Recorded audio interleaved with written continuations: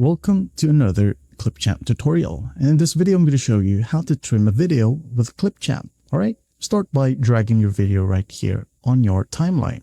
Alright, once you have it dragged, press Ctrl and the scroll wheel up to zoom in to your timeline. Alright, now say for example we wanted to trim this particular area right here, which I've killed this character.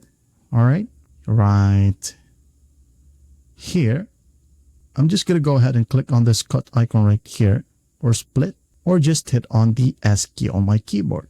All right, I'm going to show you cut or S key on your keyboard. All right, and then you can just go ahead and delete or whatever you want to do in this particular section right here. Delete it if you want to.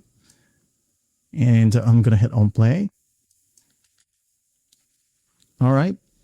Now, when we go to our key mappings right here at the 3 horizontal line, I'm going to click on it and go ahead over to keyboard shortcuts. All the way down, you'll be able to see trimming items. All right, the keyboard shortcuts listed here only work when the timeline is open and in focus. So you will have to click it. All right, and an item is selected. As you can see here, by holding Z and the arrow keys right here, we'll trim the video to left. All right, C and arrow key will trim from edit item. All right, I'm going to show you.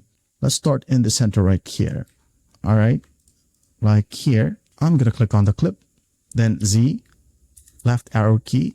As you can see, it just adds the duration of the video. All right, when I press on the right key while holding Z, it cuts. All right, as you can see here, just go ahead and make sure that you hold Z and the arrow key. Now when we go to C, hold C, right, it won't. All right, left, it's gonna cut slowly. All right, as you can see here. And now if you just want to make your life easier, and just go ahead and use this tool right here. All right, to cut, then hit on delete. Once done, make it closer and hit on play.